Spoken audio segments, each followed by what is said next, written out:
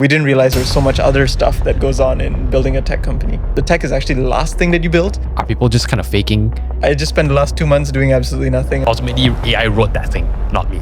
This AI stuff is ruining the planet. Do you guys fear that these days will come? Most junior programming tasks can be done by AI. Do you think in 3 years' time, we will still need content creators?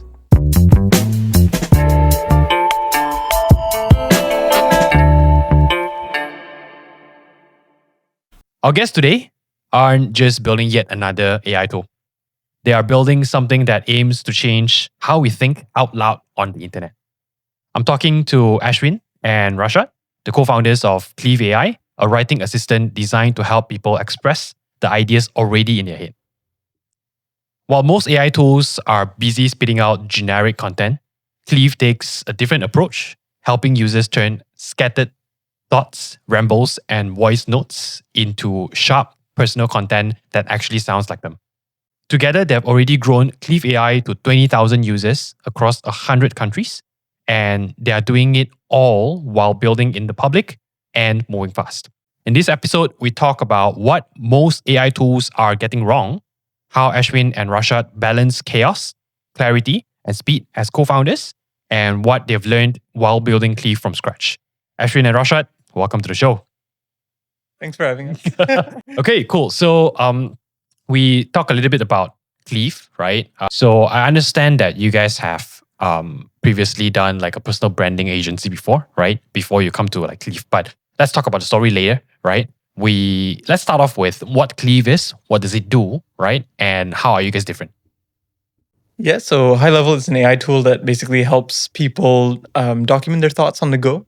So usually for busy business owners, entrepreneurs, you have these content ideas that come at you all over, whenever. It could be, for example, you just had a client meeting and the client asked a good question. And you're like, hey, actually, that would be a great thing to talk about on my LinkedIn or on my Twitter or wherever on my X. Yeah. Well, it's X my now. X. I don't know. Yeah. And then we want to make it easy for people to kind of capture these ideas on the go in a simple app. And then you're able to kind of use AI to turn these rough thoughts into posts that are ready to, help you stay consistent on social media and build your brand. So walk me through a little bit, like how does that work? So basically what you're saying is that I can just record any sort of thoughts that I have and then get AI, just say like, oh, generate a post, for me on LinkedIn or something like that. Is that how it works? Essentially, in a nutshell. It sounds a lot easier than it really is. Well, it always is, right? Russia will probably know that. Behind the scenes, there's a lot of things going on that we don't know. Yeah. I think one of our core focuses there is to kind of like build these personalized AI models essentially. Because of course, it's not that difficult to use ChatGPT to just drop your idea and then turn into content. But what is difficult is kind of making sure that the model has enough context about you and knowing which context to pull and when, and such that it's able to create content that really does reflect you.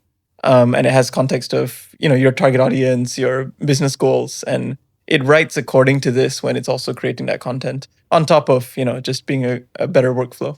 Right. So do you guys ask for these contexts from the users themselves, or do you guys just get it from whatever thoughts they put in? Yeah, a combination. A combination. Talk about that. So basically our core idea is that there's a lot of information about the users on the internet. So we want to make it so much easier, rather than copy pasting it from your social media and then to ChatGPT, which is takes so much effort. We integrate with your account and then just pull all your past writings. And we can also we also plan to do Google search on your name and then just pull all the online articles about you and then collect all this on our database and process them and then use this context when generating content for you. Right. So that means you are essentially stalking the user for them. Yeah. Okay. So you basically get them to also kind of connect their social medias and then be able to pull content from there, of course, with their consent. Do the search, just get as many data as possible around them to inform the model itself on what needs to be done, right? Or who this person is. So the main idea why we use the note-taking approach, so that people are incentivized to put down more about themselves, right, their ideas or And then from these notes, then we Have any users ever asked you asked like, what if I just forget to take the notes? Well, that's a user problem. So I think yeah. for our most users, I think kind of get that, like that because ultimately I think some people, there is a segment of users that are looking for a content generation tool. Yeah. A brainless content generation tool. Right, So like give right. me 20 posts on LinkedIn about Yeah, I don't want to do anything. yeah, I don't want to do anything. Like just give it to me. And we realized that that type of user is just not the kind of user that we can serve. Right. Because ultimately, I think the people that we work with are primarily people who they genuinely want to build an authentic personal brand. And they're just looking for tools that help take their voice and their thoughts and to turn it into a format that's, that it just helps with their workflow such that they can be creating more authentic content in less time. Yeah. I think that's a very cool way to kind of differentiate yourself. I think it's pretty similar to what we are doing as well, which is we're helping non-technical entrepreneurs, right? And we actively rejects those with a tech team because those are not who we can help the best, right? Which is kind of similar to how you guys are niching down, right? To those who really want to kind of build their personal brand with authenticity, right? Their real thoughts, their raw thoughts, and convert them into posts that they can actually share. So that's a cool way to kind of niche down in a way. Yeah, yeah. Okay, cool. So let's we kind of talk a little bit about Cleave already. So let's step back a little bit and talk a little bit more about dive a little bit deeper into the story of how you guys met. What happened in the previous agency? I believe you guys still you have another co-founder. Her name is Lizzie, right? Yeah. Yeah. Okay. So how did you guys met? And how did this whole Cleave AI come about? Yeah. So we actually met maybe 2 years ago. Yeah, so I met Ashwin 2 years ago on a dinner for a farewell dinner to a mutual friend that we have. Okay. And that's when I started following his LinkedIn and Right. social media. Then 2 years later, I saw his post about getting into Answer, and then he just started this company called Cleave, and he doesn't have a CTO. And then the idea was also pretty similar to what I want to do. Okay. Then I just contacted him about the co-founder position and something, and then we met on the networking event. Okay. And that's when it started. I see. So you weren't there when you were building the personal branding agency. Yeah, no. I see. Okay. The personal branding agency was me and my other co-founder Lizzie. Okay. So we were building that for maybe 4 years. So it actually started as us just kind of freelancing in university. She was good at design and copywriting. I was good at video editing. So we're like, hey, if we team up, we could have a small agency and offer all these kinds of services to clients, right? And I was fresh out of an internship from another digital marketing agency. So I kind of understood how it works-ish. Not enough. But yeah, enough to get started and have the sense of confidence that business should be okay. Yeah, and then I think that's when we started posting for the first time. We started creating content to find clients, right? Because I think two Gen Zs, we didn't know what to do. And how do you run ads to get clients and stuff? So the most obvious thing was just post. Everyone says post content. Yeah. So we did that. We started just creating marketing stuff about marketing, stuff about stuff that we were learning actually, honestly. As we were learning about design, about marketing, we would just post what we learned on LinkedIn, on Facebook. And that got us pretty much all of our business actually through posting content. And then I think Rashad, you were freelancing for a while? Yeah, so at the time I was freelancing as well. I posted, the way I get most of my clients was from writing my blog. Okay. Apparently people read my blogs and then... So you were also creating content then, really? Yeah. That's why I resonate with the Cleave idea at the time, because I realized I realized I didn't have time to write content anymore. Right. Once I started getting more projects, and I wanted to build something to help me. So it's in line with what you wanted to build as well. Yeah. Right. What you needed. Okay. Yeah. Okay. What made you shut the previous agency down and start building something like Cleave? I think at one point, while we were building the agency, I think we just saw this kind of opportunity when AI was coming around, where it was oh, wait a second. A lot of the processes that we're doing at the agency, like the transcription, so we would have calls with clients. So it was a personal branding agency, right? Yeah. So we would also have calls with clients, transcribe the conversations, and then turn into multiple posts, and then proofread and edit, and then work together with the client to finalize that. So we realized that, actually a lot of these processes could be done by AI. So rather than waiting for ourselves to get disrupted, maybe we should try starting a business in this space. Okay. And try to Disrupting people. ourselves. Yeah. Okay. So that's kind of like the initial idea, I guess. But I think that aside, I always wanted to kind of work in tech and like build in tech.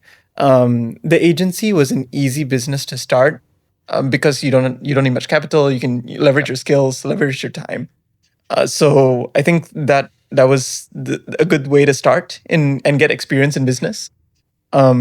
But then, after that, I think I always wanted to find a way to get back into tech. And then when the Antler Accelerator came by, it was like, oh, this is a good opportunity to kind of like try building with a lot of other people in a cohort. Yeah. So you guys, did you guys raise some fundings with through Antler as well? Or okay. So we went through the Antler like 12 weeks program, and then at the end we pitched and managed to get the funding.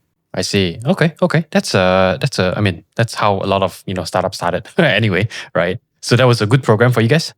Yeah, overall, I think it was particularly helpful for us because we were transitioning from totally non-technical background to learning how to build and manage a tech company. Okay. Like where do you even get started, right?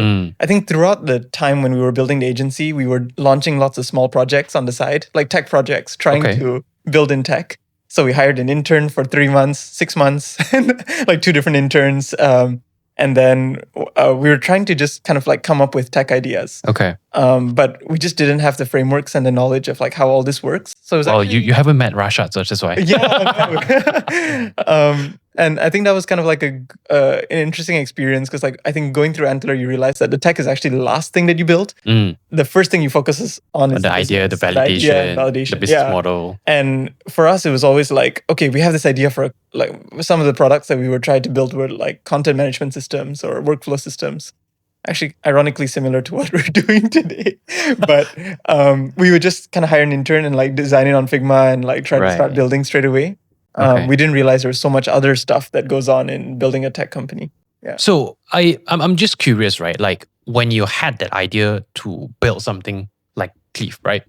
There must be a lot of tools out there that can kind of do the same thing, right? But maybe not in exactly the same way, right? So how do you guys differentiate yourself and have the conviction that we are actually going to do we're actually going to do this well, and this is actually going to work.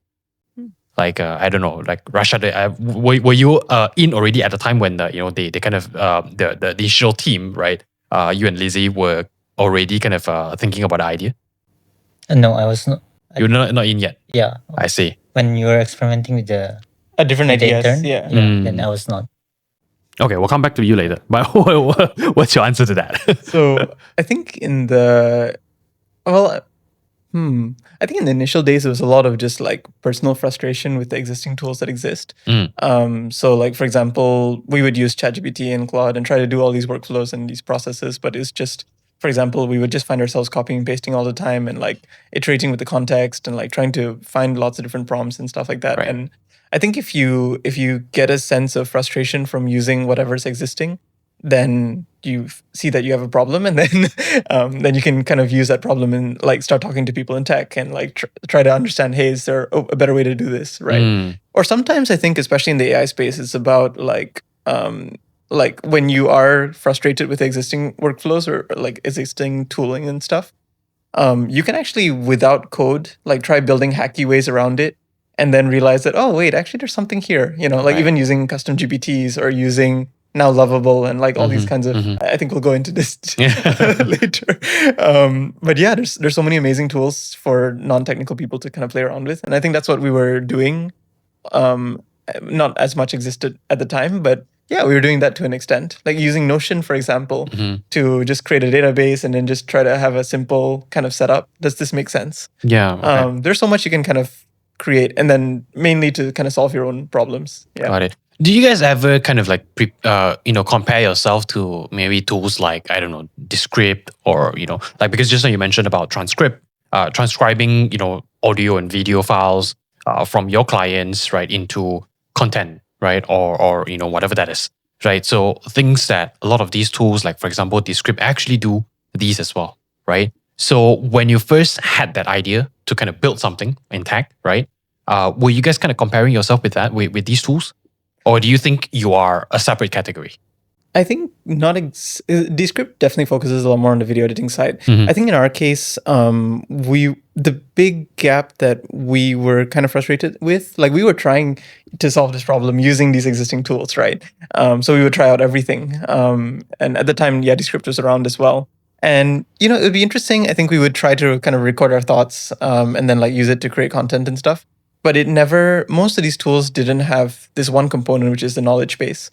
So a lot of these tools were good for like transactional things, like okay, I need to transcribe this voice note, and then I need to like cut it up later in ChatGPT and stuff. And like okay, cool, like it can do that. And we were kind of using Descript for clients to do that process, but it was just really, really complicated and lots of steps, and it often gets it wrong. And then there was just no knowledge base kind of being built, so the content was always really bad most of the time. So we'd end up rewriting ourselves a lot of times. So I would say like maybe a good lesson here is just like try to use whatever's available in the market, and if you see it breaking often, then you know that there's an opportunity there. Got it. Okay. That's I mean, essentially that's how you look for gaps, right, in the market to solve and to bring something to the market itself to kind of help solve that problem, right? So let's go back to Rashad a little bit, right? Were you already building things using AI or building AI tools before you met Ashwin and Lizzie? So my freelancing journey actually started because of the Gen AI. So I was already writing about Gen AI. I was one of the early people who writes about Gen AI tutorials. Oh wow, okay. Before the ChatGPT comes out. So when ChatGPT comes out and then like becomes super popular, people read my blog. And, what's the blog name? I mean, we gotta know that. I think it's just a Medium, but I was writing under the publication, the Towards Data Science publications. So then people start contacting me to build like image generator servers. And I think or if they have a new business idea with Gen AI, then they will just contact me to build a prototype. So most of what I'm doing is like building prototypes for non-technical people as well. Right. Okay. On the Gen AI space, specifically on the image generations. Yeah. Yeah. So that's what I'm doing previously. Okay. So you were already building AI tools before that. Yeah. Before working with Ashwin and stuff like that. You mentioned just now that you already have, you already kind of want to build something like this, right? On your own, right? So when you heard about that idea itself, and that basically makes sense, right? Yeah. And that's probably the reason why you kind of signed up and reached out to him. Yeah. That let's build this together, right? Yeah. So as you guys kind of team up, were there any sort of conflicts, like behind the scenes stories that we don't know? Oh, that silence.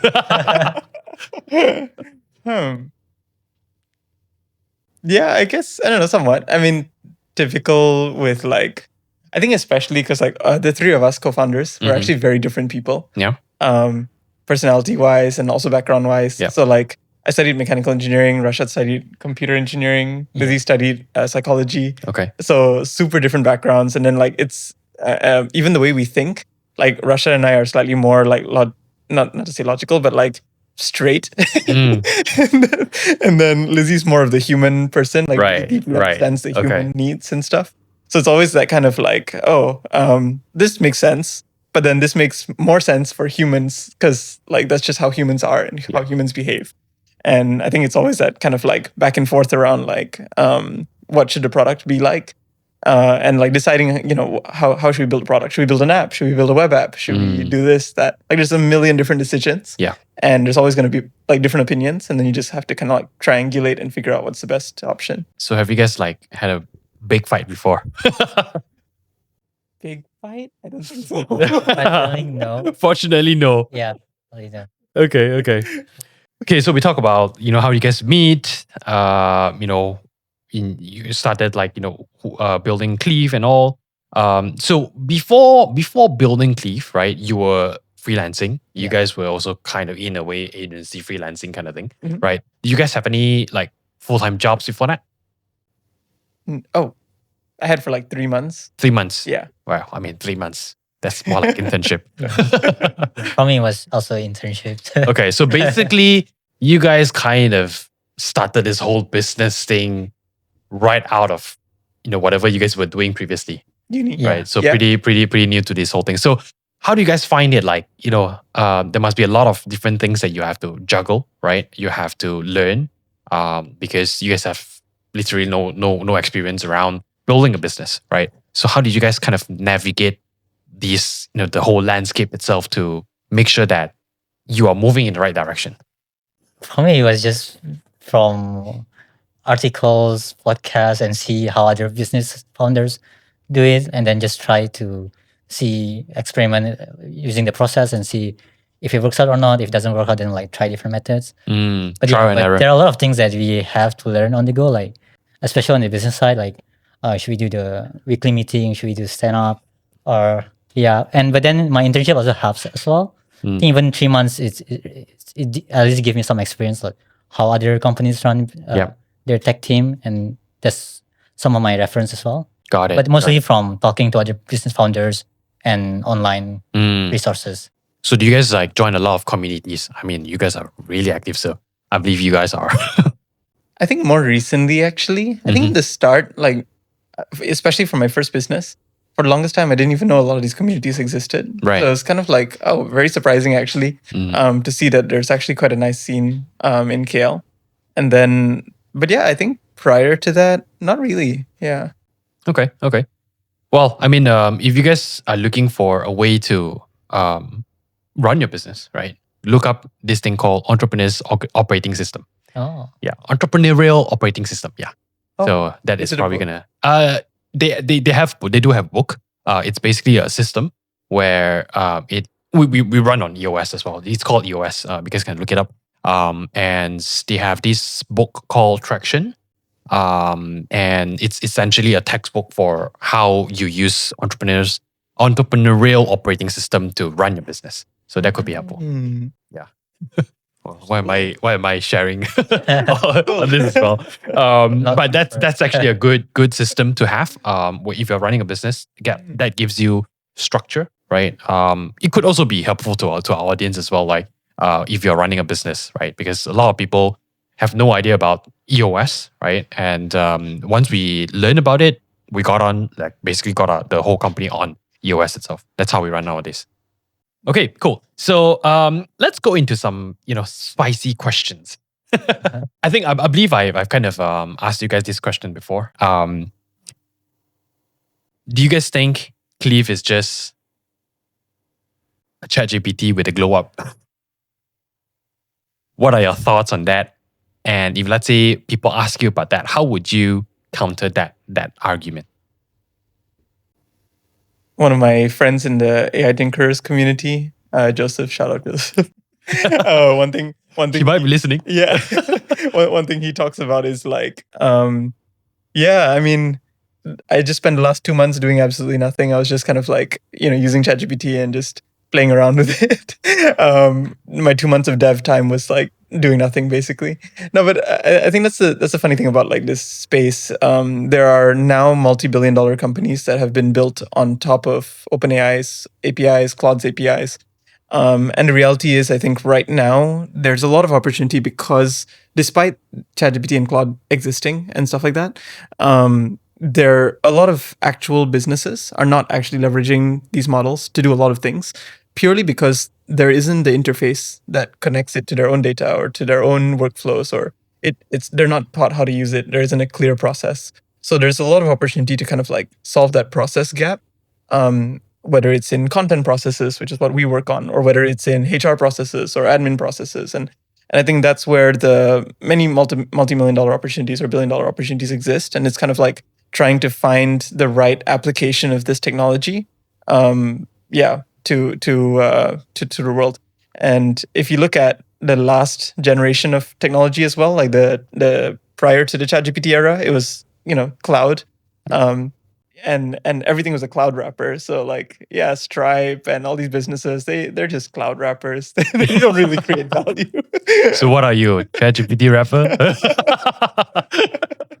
Yeah. So this whole wrapper debate has kind of like it's been going for quite a while, but now there really is clear use case of like building great workflows and workspaces. Yeah. Yeah, but I think what you guys mentioned to me previously was also that how you guys are basically helping users to gather their thoughts, right? That's one thing. Building that personalized model in a way for themselves, right? I think that's probably where you guys are differentiating yourself. But what if, let's say, for whatever reason, right, OpenAI decides to build something similar, right? Do you guys fear that these days will come, and how do you think that would affect Cleave? I think that's one the reason why we built the node system as well as a mode, so where as users put their nodes and more context about themselves, it'd be a hassle to switch out to other apps once they are used to our workflow as well, and all their nodes is inside our system as well. Right. So yeah. So basically, what you're saying is that you are making it harder for them to leave Cleave. Yeah. In a way. Either way. Though I think, like, based on your question, I mean, do I think about it? Not at all. Not at all. Oh wow. Okay. Because like, I don't know, it's the last thing. Like the biggest problem is like really trying to find like build a product that's good that helps customers. Yeah. The last problem to think about is competition and like these big monopolies trying to build in that space. Maybe when I'm a $1 billion company, I would think differently and my response to this would be different. But like at startup scale, I think it doesn't really matter. So that's not like the biggest concern you have at the moment, right? What you are thinking about is more towards like how do you build a better product for your users so that you're actually providing them with value, rather than just thinking about when that doomsday is gonna come. Okay, fair enough. Okay, so you guys are building Cleave to kind of help people create better content, right? Be more authentic, right? So do you think putting in notes like this and getting AI to actually help people to show up more, write more content, and put out more content, right? Do you guys think that is actually authenticity, or how do you look at it as people thinking about it like, yes, there's an input there, right? But then are people just kind of faking relatability with AI because ultimately AI wrote that thing, not me, right? So how do you guys what's your view on that? Yeah. So for me, I think even for me, for example, I really struggle with speaking or expressing myself, whether it's through words or through writings. So if someone does help me to express myself, like a journalist comes and then write it for me, does it still authentic or is it not authentic? I think it's still, as long as I think it represents me, as long as I feel like it's a representation of me or what I thought or what I want to express. And whoever does it doesn't really matter. Like it's still authentic. So all you're saying is that it's just kind of like a delivery vehicle, right? Yeah. For the real thoughts that you have, essentially. Do you guys think Cleave is actually doing that? Yeah, I think that's a core focus of our product design. Okay. That's good actually, because that means you guys don't think that it's just yet another tool, right? And that's how you guys are building the moat, essentially, with the notes and stuff like that. So what's one AI myth that you wish people would just shut up about? Oh, I guess one thing right now is like the whole water usage, environmental impact. That's been a topic of discussion recently. I wouldn't say it's a myth, but there was this graph of like the amount of water that goes into a hamburger and the amount of water that goes into a GPT prompt. Okay. And like the it's just ridiculous. Like, right. And then I think Sam Altman tweeted recently. It's very funny seeing these AI comparison. Yeah, the comparison between like people typing in a prompt into ChatGPT while eating a hamburger, and they're like, this AI stuff is ruining the planet. So I guess there's that. Yeah. Okay. I think when we are just prompting, people don't see what's going on behind the scenes, right? Like you mentioned, like it's probably a lot more complex behind the scenes, especially like with all these things that involves, I don't know, like, cooling system and stuff like that. So I guess in a way that is something that we need to think about as well. But not enough people actually think about those, right? And for us, we're just in a way just using all the things. Like, I mean, there's a lot of movies out there, the doomsdays and stuff like that. Like you can see like the environment is just all, gone in a way, right? But people are using AI and stuff like that, right? So yeah, I guess that's something to give it more thoughts on. Who knows what would come actually from us using more and more AI. But I would say one of the things that we probably want to think about is that actually yesterday I just had a training on helping how can we kind of get teams to adopt AI, right? Which I'll be talking to Rashad and your dev tomorrow soon on a session. And people are just still pretty ignorant, right, in terms of how fast this whole industry is kind of coming down on us, right? So what do you guys think about adopting AI tools, right? I mean, one of the tools can be your tool, right? And how would it actually replace jobs, right? And how would it? What are your thoughts in terms of the future with AI living together with us?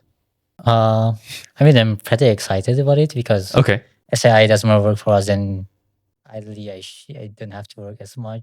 So you can chill more. But it's definitely an utopia, and there's a lot of other bad endings that could happen that ideally we do want to avoid, and we should put more thoughts and action towards to avoid to that directions. And but I'm excited about. So you're pretty what we can excited do about with what's AI. coming. Yeah, what's coming as well. Okay. What about you? I think similarly. I think the typical the job loss. So my opinion on the job losses, right? I think they're real. I think they are going to be a significant issue. I think they're already a significant issue in many places. And AI is actually increasing productivity and allowing teams to be smaller while being really efficient, right? Yeah. And I think that's a reality. So it is, but the biggest threat to the jobs, I think, isn't necessarily AI itself. I mean, we can't really slow the progression of the models. And like now there are open source models, there are teams all over the world that are building this. So you really can't stop it. So if we want to try to slow down that side of the equation, it's too hard. So I think the only thing we can do right now is actually just getting more people to adopt AI tools, getting more people familiar with using AI in different ways, and getting productive with AI. Because like if, for example, when we're hiring, right, and we just recently hired a founding engineer as well. Like one of the things that we look out for is actually like, is this engineer like really against AI, or are they like willing to use the tools to be more productive and efficient, right? Right. Because it would be equivalent to hiring 2 people or 3 people. If we can find one guy or girl who is, familiar with a lot of these tools and is willing to learn and adopt and be very open towards them. So I do think that the most important thing right now to prevent significant job losses is upskilling huge amounts of people and creating more awareness about AI in general and like the different AI tools that are available, and like try to actually get to the point of implementing it in your processes. Yeah. Right. So essentially, AI is not going to replace your job. The people who use AI is going to replace you. Yeah. Does that cover everything? Yeah. Yeah. So I think as a society, it's actually, and roles like yours, creating content and like everyone actually kind of creating their opinions and sharing their opinions on the internet. I think it all comes down to us to kind of like create this awareness and education to help more people kind of learn about the different tools and the ways to use AI to be more efficient. Yeah. 100%.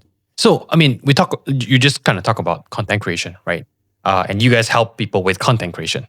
So with these things going on and stuff like that, right? Do you think in 3 years' time, we will still need content creators? Or do you think AI will be doing like, I don't know, 99% of job? These days, there are like, AI avatars as well. There are, yeah. Right. So what are your thoughts in terms of the future of content creation? I think the best way to look at it is actually from the opposite side. So the future of content consumption rather than creation, because you got to look at the demand side of the flywheel, right? I think the content. What would you want to consume as a consumer of content? Like, what do you want to see on the internet? I think to an extent, seeing news summaries that are personalized to you, that might be helpful. Seeing AI avatars delivering these news summaries might be more engaging than reading the news summaries. So maybe that's a net positive, especially if it's fully personalized to you.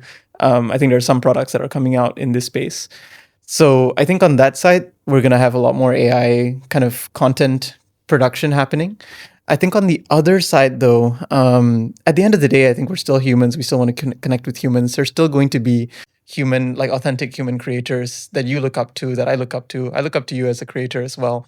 And like, I do want to hear your thoughts as a person, because you are kind of like, this is the super techie way of saying it, but you're your own fine-tuned LLM, which is based on your own life experience. Right. And it's interesting to interact with an LLM that's right. It's a human that has your specific training data. Okay. Right. So I'm curious about your perspective on things, because as a human to human, right? Yeah. And I think we all have different kind of perspectives as we go through life and go through the world. And I think that's not going to change. I think people are still going to want to connect with people ultimately.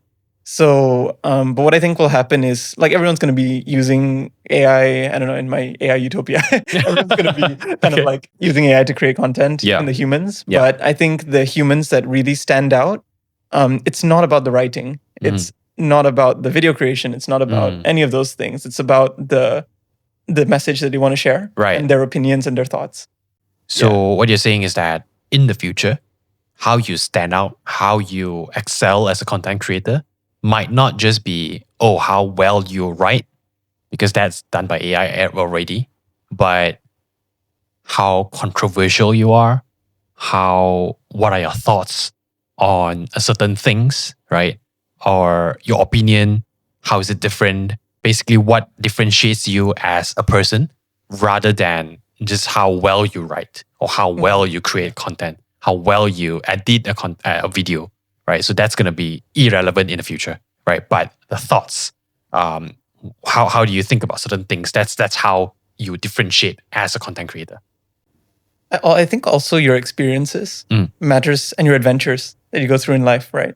No one can kind of take that away. No one can kind of take your story. Right. Like, where you grew up, like what was that like? How did you come into tech? How did you start building a business, right? Those stories are still, AI can help craft them, but you still have to live them. Yeah, So, of course. And that changes how you behave, how you think. So that's, well, basically what we're saying is that how we are different as an individual, right? That's what's going to kind of make us stand out compared to the others, or AI generated content and stuff like that. Yeah. And I think we're already kind of seeing that. Like if you look at the creator space today, the creators that are actually really standing out are the ones that are living life and doing very interesting things, and then just kind of documenting that process. Yeah. So I think we're going to have less creators that spend 7 days a week reading news and summarizing and just kind of posting news posts. But we're going to have more humans kind of just doing human things and like experiencing the world, building things, and then sharing their stories as they build. Which I think is a net positive, because you just have more people creating value in the world. Yeah. You surface more of these things. Yeah. Rather than, I don't know, a faceless channel, faceless video with summarizing movies. So maybe we'll see too many of those things and it just doesn't stand out anymore. Let's talk a little bit about the building side of things, right? I think this one probably Rashad will have a lot more inputs. You guys recently just kind of launched your version 2, right? Was there any feature that kind of looks simple, right? But it almost kind of broke your team, like shipping it. I think one of the things that sounds simple is the writing editor. Okay. But yeah, it's like really, really hard to implement. Actually, to get it right. Yeah, to get it right. Yeah. And especially on mobile as well, apparently it's a whole nother experience, experience to build it on the mobile app for the writing editor. And actually, there's we're using a library called TipTap, which makes it so much easier. And apparently, a lot of companies are also using that system, like Notion. No, not Notion, but other than Notions. What was it? Can't remember right now. But yeah, loads of big a companies. lot of startups and companies use like same companies which basically handle the most of the writing editor. But even using that is still like pretty complex. Right. Not easy to get it right Yeah, in a not way. easy to get it right. So I believe you guys are already using AI development tools, Yeah. right? Like for example, Cursor, right? So does that help? Like how does that help you as a developer speed up that development of that particular feature? Let's say, for example, that looks simple, right? That looks like everyone has it, right? But it's actually way more complex than it is supposed to be. I mean, it looks like, yeah. And to add to that question, do you still need to develop, or like why isn't Cursor replacing you yet? Okay, because Now your co-founder is asking you a question. yeah.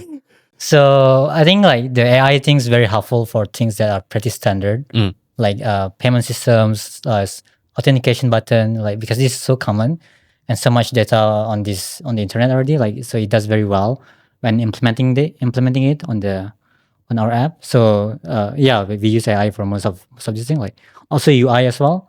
So it's very good at handling UI, but it depends on on which UI library you use as well. So the one using like Tailwind or something, and it does very well in we just give an image and you can follow design really well. And in terms of like what Ashwin says, like the moment where I breaks the most is usually when you already have a large code base, and then when if you isolate the components, it can work very well. But when you start integrating it with all your other parts of the applications, that when it starts to break. So usually, like what we do is just fixing where the parts where it breaks, and then make sure it integrates like fully with all the components. And I think that's how we use AI for most.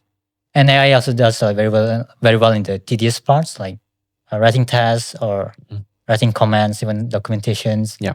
I think previously we have to spend a lot of times doing this, and in the end, like you don't you don't do it at all. Yeah. But now with AI, you can just let AI do most of these like boring or tedious tasks.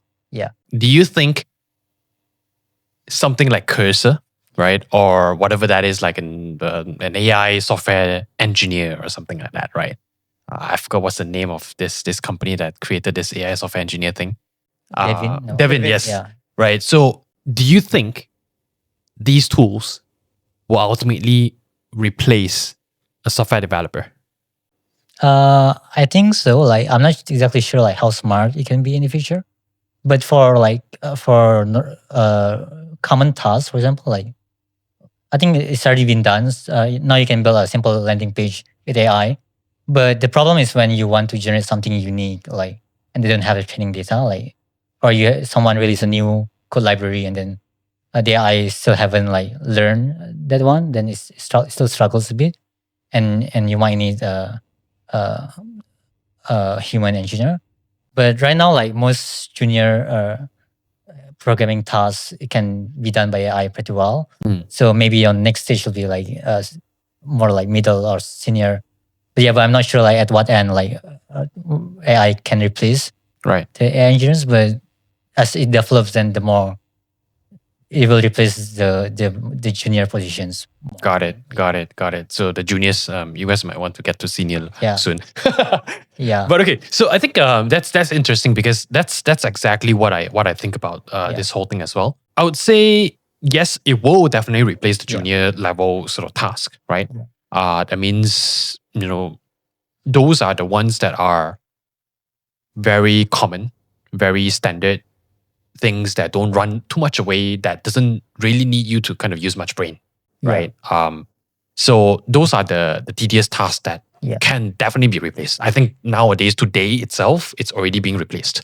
But ultimately, in the future, you will definitely still need developers who know what's going on behind the scenes to control these AI agents, right? Because if not, it will just go chaos, right? You don't know what is going on. So what are your thoughts on, there are a lot of conversations or comments about these or discussions about this, that nowadays with things like Cursor or vibe coding and stuff like that, even non-technical people can actually build an app, right?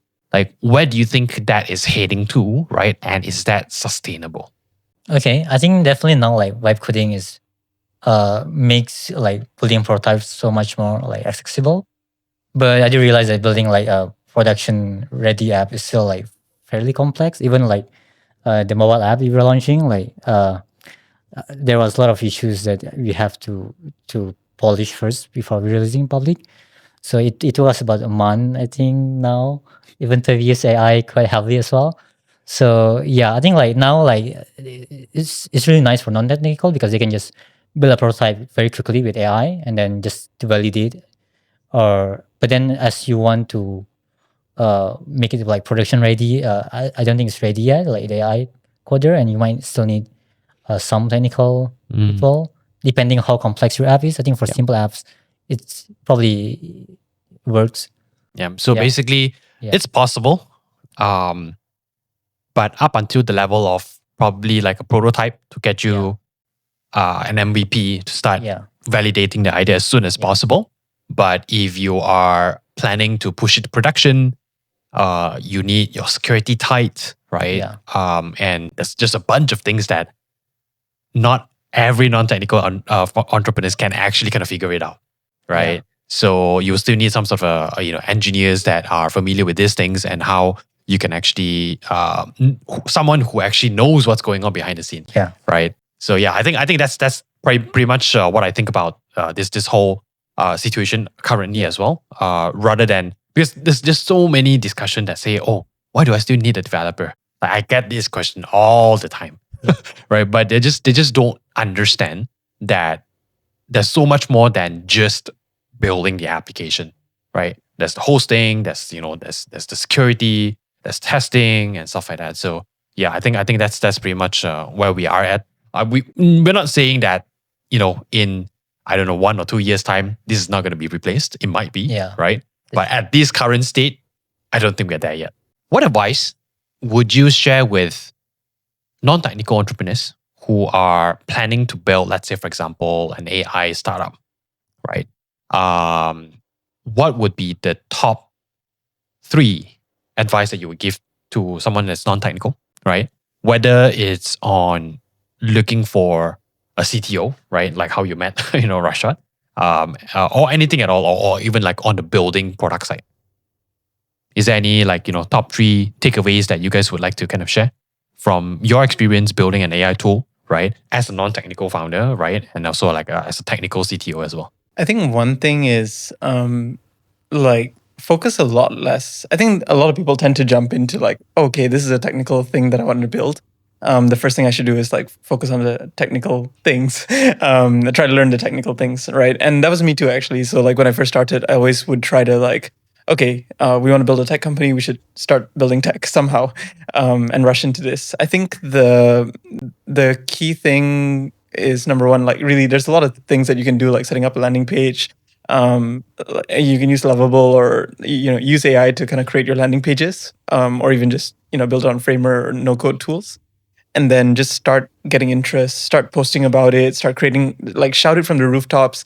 Don't build in stealth. Like, I mean, too many times I see like, oh yeah, building in stealth. I'll tell you when it's ready. But like really you want to be shouting this from the rooftops and like trying to find anyone who's interested in this idea, to try to get validation for it, right? So I think that's one thing. And talk to lots of people. So you can do loads before you even get tech involved. Yeah. Basically, validate the idea, get interest, right? Rather than just go straight to building the product itself. Yeah. Right. Doing that will actually help save a lot of time, money, heartaches. Right. Which is all the things that I talk about on our YouTube channel as well. Right. Like validate the idea first. Right. Then just go straight into it. Yeah. What about Rashad? Yeah. So I think one thing I want to talk about is about the finding CTO or co-founders, because people do ask me a lot of that. And before I joined Ashwin, like I did get a lot of offers as well, like to become co-founders. Yeah. But I rejected most of them because I think like it's very common, like people just DM you with just an idea. Oh, I have this great idea. Like, do you want to build it for free, and I didn't even know the person. Most of the time, yeah. I get it all the time as well. Yeah. So I think that's the most common mistake is that just an idea is not enough, especially if you don't know the person personally. Ideally, you want some kind of either attraction, like you have, some kind of even validation is usually sign. Ideally, if you have like a lot of users, for example, or if you have funding, that works as well. Or the other way is that if you have a good track record, like let's say if you're a very high profile person, or you've built a successful business before, then I can trust you more that you can probably execute this. So even like even if you think it's a great idea, right? The other person might not think it's a great idea, and even if they think it's a great idea, like I'm not sure like if you can execute it.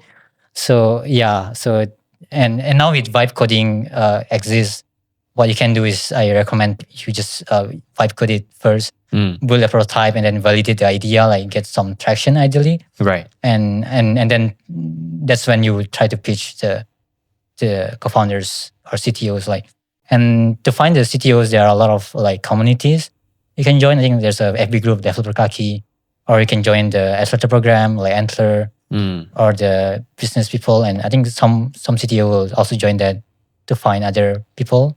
Yeah. So that's one of my tip, I think. Yeah, I think that's a good one actually, because a lot of people just think like, oh, I have an idea. Everyone is just gonna build it for me because my idea is great, right? Yeah. That's just not gonna happen. Yeah. We need to eat, as well, and that needs to be an alignment, I would say, right? Yeah. Yes, your idea can be really great, but if you have not validated the idea, you don't have any fundings at all, right? Yeah.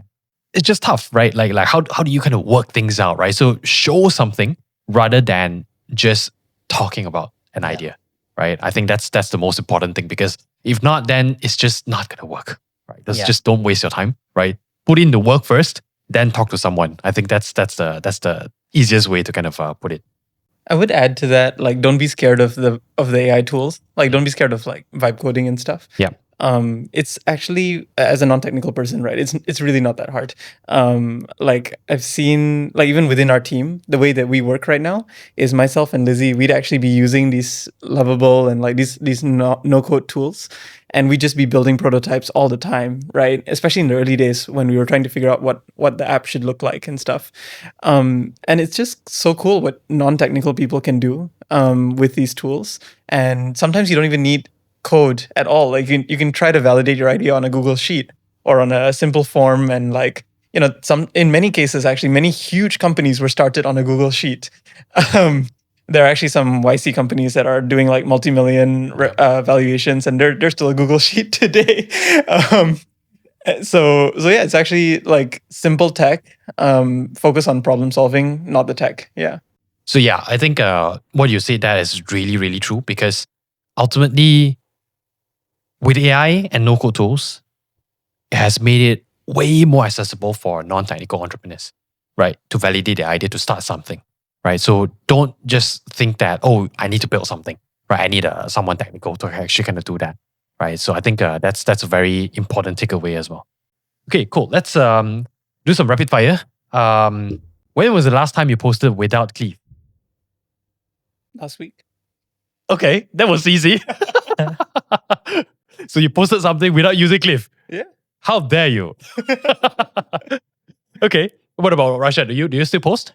Not on LinkedIn. No, on LinkedIn. Yeah, but I post on Instagram, TikTok. Instagram, TikTok. Okay, Yeah. okay. So that's a little bit different compared to what Cleave does. Yeah. Okay. But what about like, is there any generally like, what sort of what kind of creators do you follow? Yeah, I think I really enjoy people like Alex Hormozi, Ali Abdal. I think they do a great job at just sharing their personal experiences. Right. Yeah. Just like what you mentioned just now. Right? Yeah. So I think they're kind of like the future of where a lot of other creators are going to. Would you rather go viral and hate it, or post daily and get crickets? Post AV and cricket. go viral. Why is that?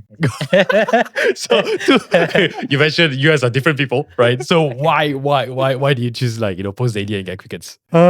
So I've seen the virality moments, and the reality is they don't really contribute that much. Okay. It's actually the daily posting that builds the long-term momentum, and it's actually so much more important than the spikes. Like the spikes actually, it's a nice feeling, but then yeah. Okay. It's a long game. Fair enough. What about Arshad? Yeah, I mean that's when you get the attention, and then that's when they see all your previous daily posts.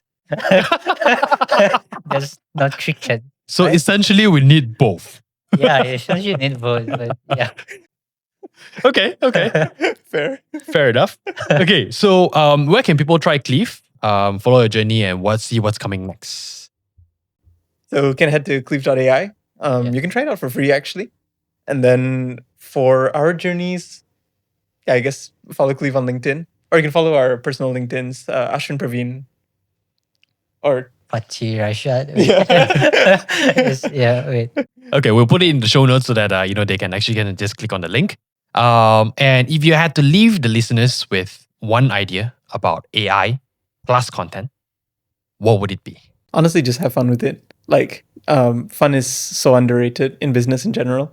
I think even for us, like a lot of our biggest growth periods or our biggest milestones happened during periods where we were just like not being too serious with things and just having fun posting, random stuff and have fun, enjoy. Okay, cool. All right, that's the end of the show today. Thanks for tuning in and listening to us. And that's basically what we do here. We make tech make sense. And that's about it. See you in the next episode.